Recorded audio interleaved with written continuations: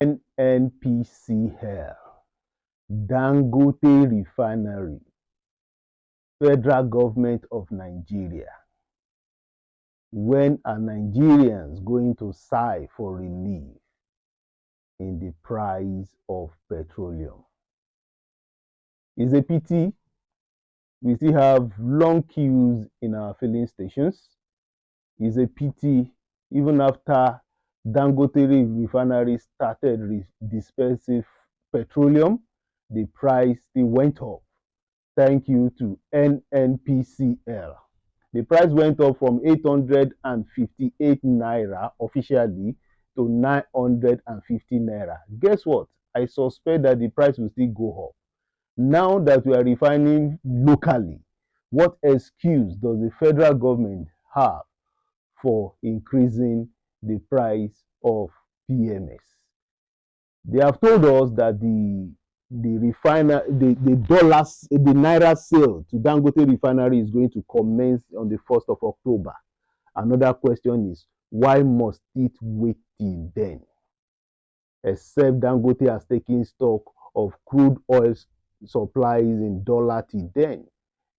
One thing that baffles me about this federal government, I've said it once, that most administrations, when they first come in, they try to give you a kind of honeymoon, that we are just there, palliative measures, reversal of some harsh policies, things to woo the people to government, and they try to build and correct the trust deficit.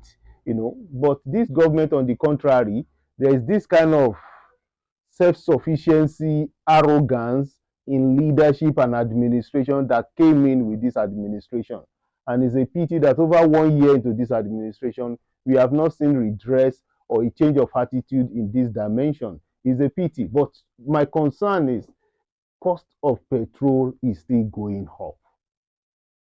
This government has not shown empathy.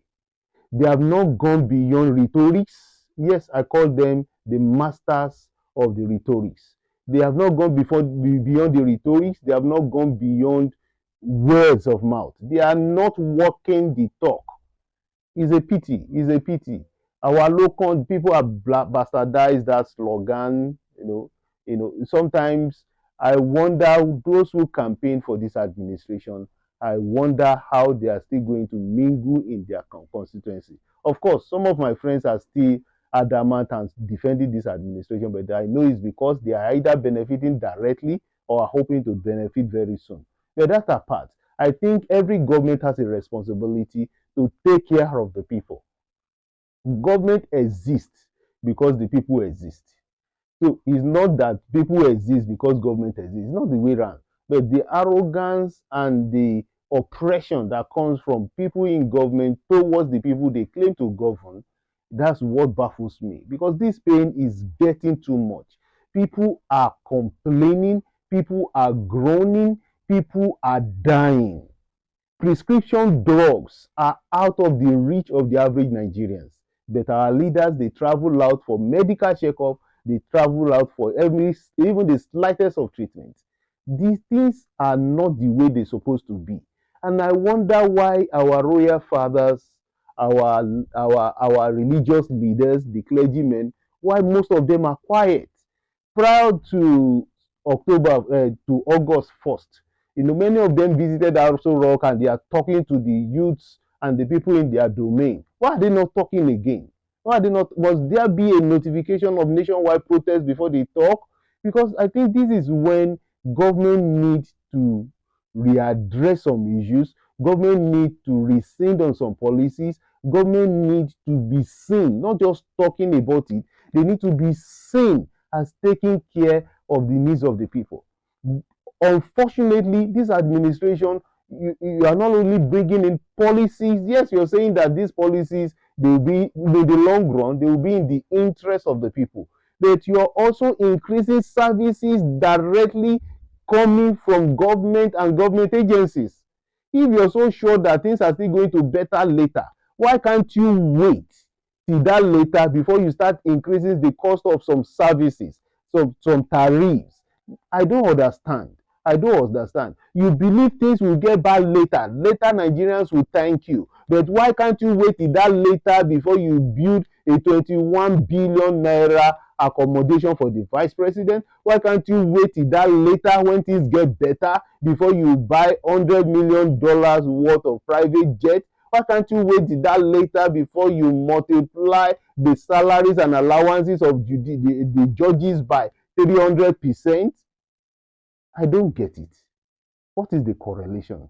If you're so sure things are going to get bad later, get better later, why can't you wait till later before this extravagant way of living, reckless spending of government resources, and claiming that key sectors like education, they can't get necessary subvention like they used to get? Prescription drugs are out of the reach of the people. You are only focusing on infrastructure. And yes, we have infrastructural deficit in this country, but we are all Nigerians. When you focus so much on infrastructure, we also look at it, how are they needs or wants? The coastal road is not a necessity, it's not a need, it's not a present need in Nigeria, it's a want. Maybe in the future it might become a need, but we don't need it now. 15 trillion. How much are we spending on education since this administration, since this administration came in? I'm sure this administration has not spent 500 billion on education. Okay, let's say 1 trillion on education. We're going to spend 50 trillion. There are existing roads to those destinations.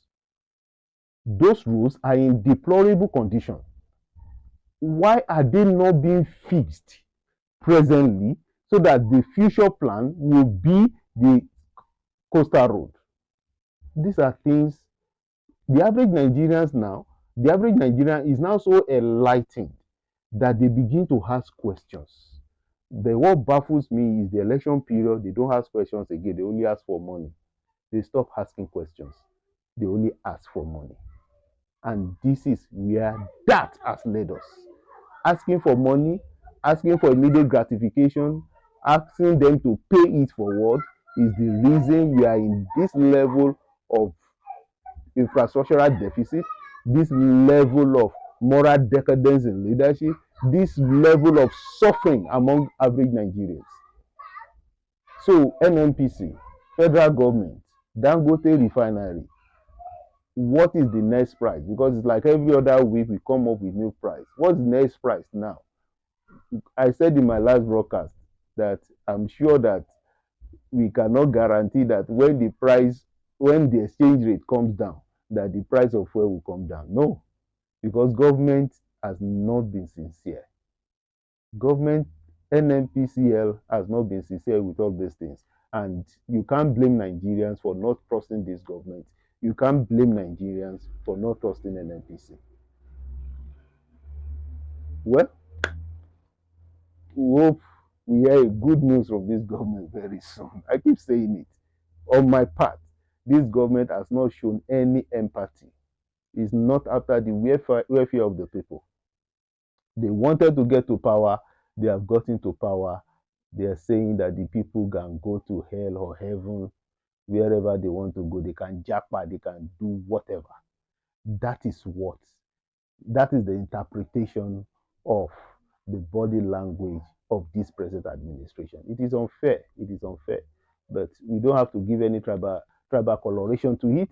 We just have to hope that one day they will turn a new leaf and begin to do what the people really need, and not what they just assume and sit down in one corner in Abuja or Lagos or wherever they sit and just determine that these are the things they want to do for the people. Oh, it's tiring talking about Nigeria. It's tiring talking about failure in leadership.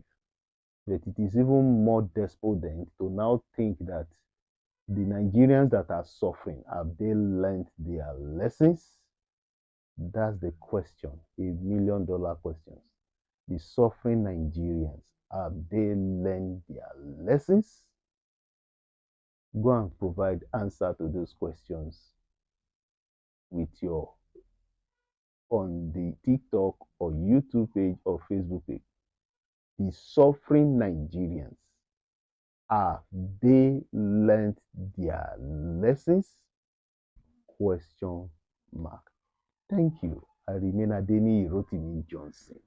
Nigeria of our dreams will still happen in